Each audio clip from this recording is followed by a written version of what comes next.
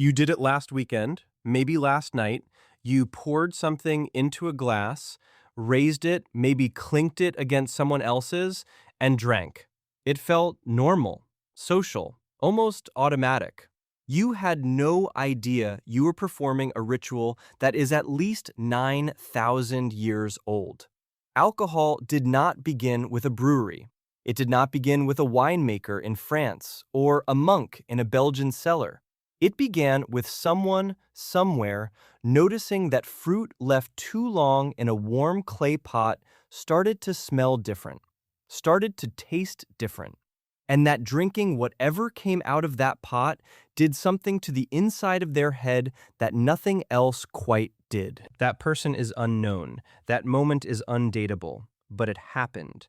And once it happened, human beings never really stopped. Here's what nobody tells you about alcohol.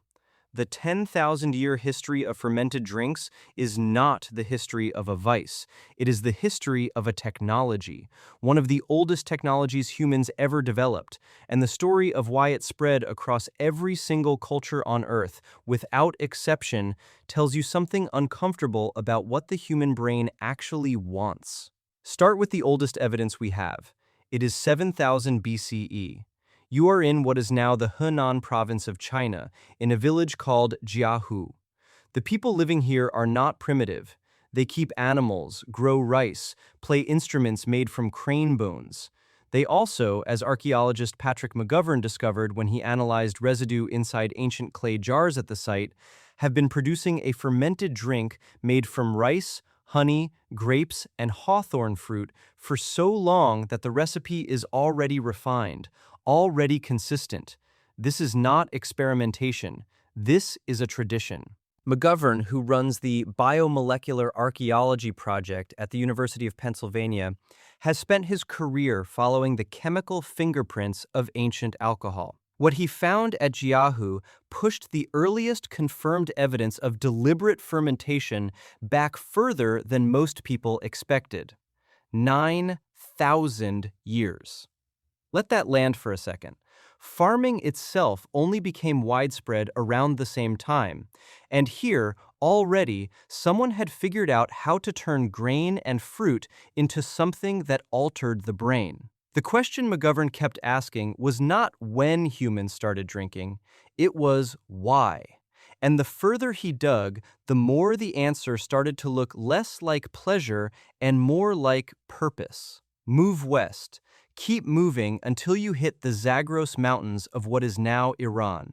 Around 5,400 BCE, in a place called Haji Firuz Tepe, a pottery jar was found with yellowish residue on its inner walls.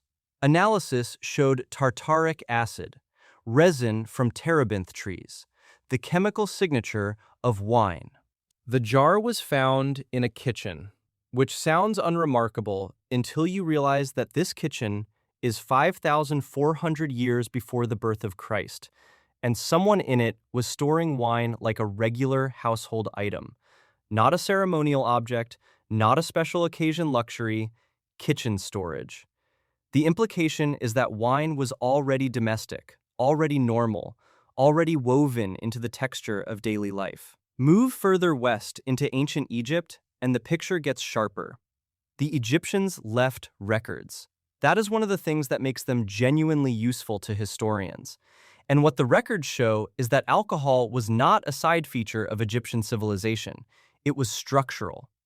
Workers who built the pyramids were paid partly in beer, around 4 to 5 liters per day, according to residue analysis of administrative records that Egyptologist Delwyn Samuel spent years decoding. This was not a perk.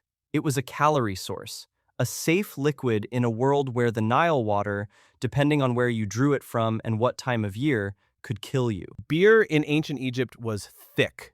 It was not what you would recognize, more like liquid bread, nutritionally dense, low in pathogens because the fermentation process killed most of what would otherwise make you sick.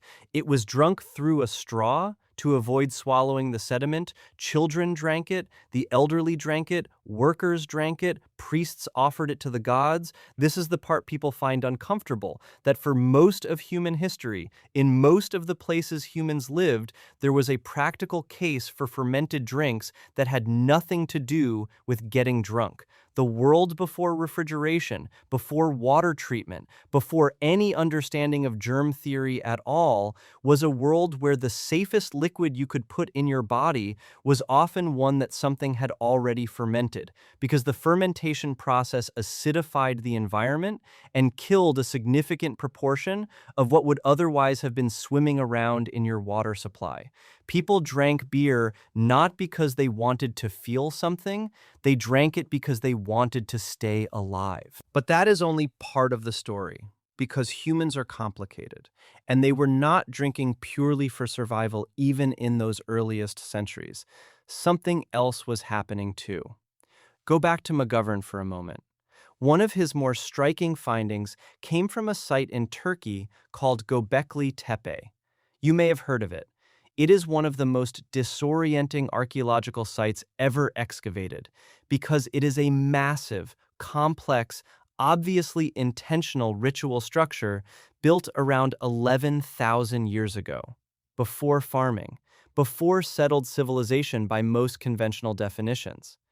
And at the site, McGovern's team found chemical evidence of large-scale fermented beverage production, large stone vessels, enough capacity to produce significant quantities of alcohol. People built one of the most impressive structures in prehistory in a place where they also made large amounts of fermented drink.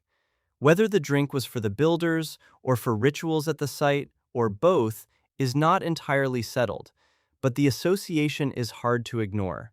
Humans were connecting alcohol to ceremony, to gathering, to the sacred, at the same moment they were first building things that required coordinated labor from large groups of people. Some researchers, though not all, have started asking whether that is a coincidence. The anthropologist David Dietrich has argued that the production of alcohol may have been one of the motivating factors behind the transition to agriculture itself. Not bread, beer. The idea is that once humans discovered fermentation, the desire to produce reliable quantities of grain for brewing created an incentive to stop wandering and start growing. This is not the consensus view, but it is not a fringe view either, and it asks a question that cuts against everything you were probably taught about why civilization started. What if the oldest reason humans settled down was not hunger, but something else entirely? Move to ancient Greece. The Greeks drank wine the way the Egyptians drank beer, which is to say constantly and with deep cultural significance. But the Greeks were unusual in one respect.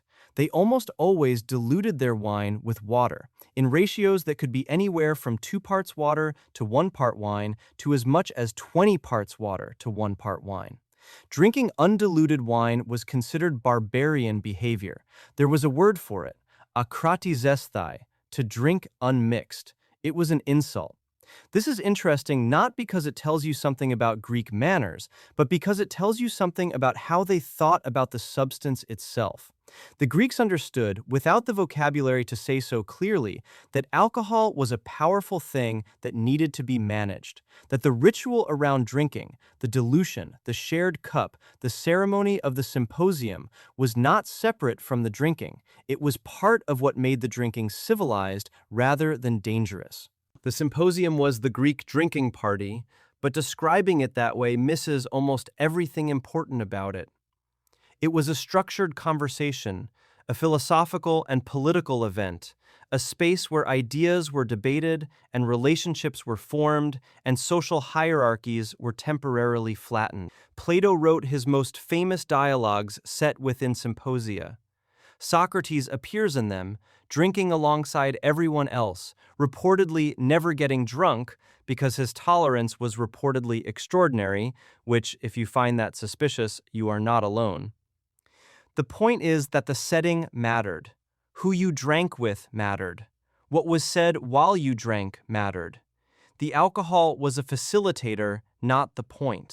Jump forward to Mesopotamia, to the Sumerians and Babylonians, who were producing beer so central to their civilization that the goddess of brewing, Ninkasi, had her own hymn that doubled as a recipe. The hymn to Ninkasi, dating to around 1800 BCE, describes the brewing process in enough detail that modern brewers have actually recreated it, producing a beer that, by most accounts, tasted something like a sour, slightly spiced ale. This hymn was not just a recipe, it was a religious text. The act of brewing was sacred, which tells you something about how the Sumerians understood the relationship between fermentation and the divine.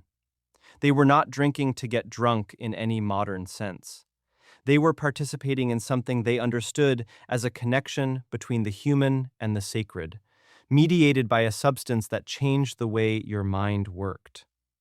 Across the ancient world, this pattern repeats: alcohol in ritual, alcohol in medicine, alcohol in ceremony.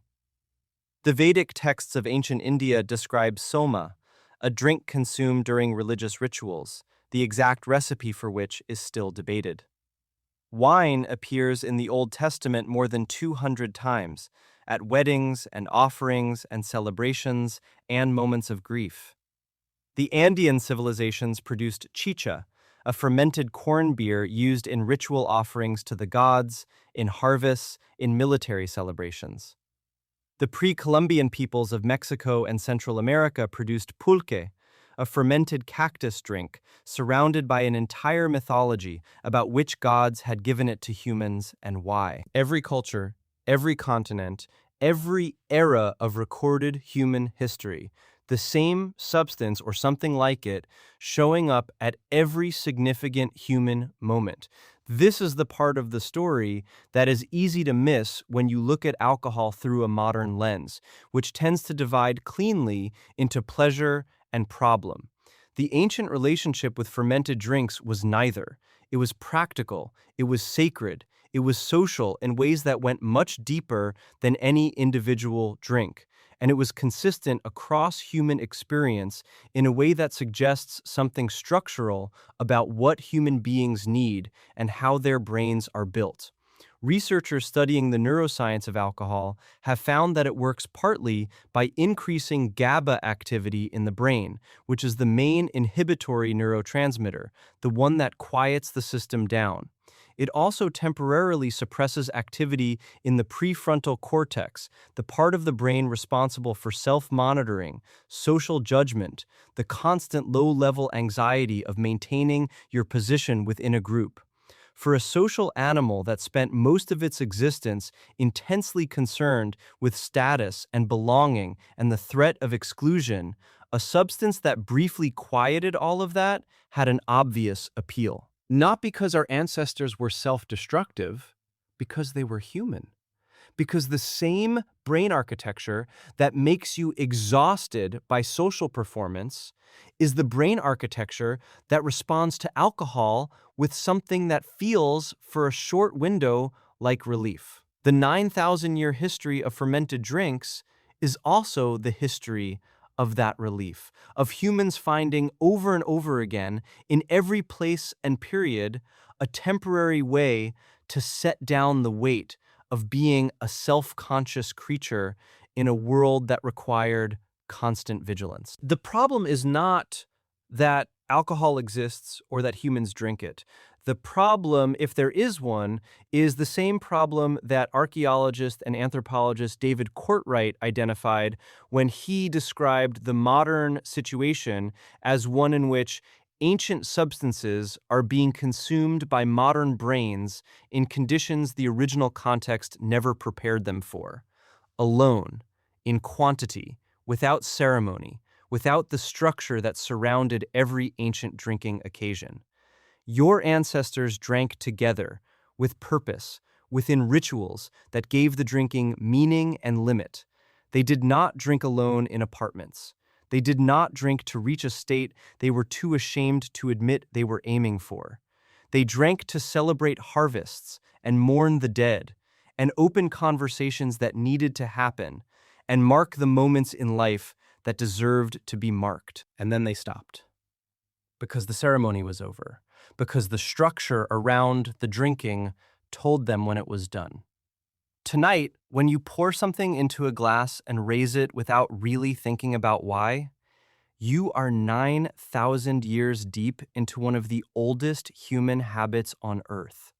Older than writing, older than the wheel, possibly, depending on how you read the evidence at Göbekli Tepe, older than farming. The jar at Jiahu, the wine jug at Haji Firuz Tepe, the stone vessels in Turkey where something ancient was brewed before civilization had a name, all of it leading in one long, unbroken line to the glass in your hand.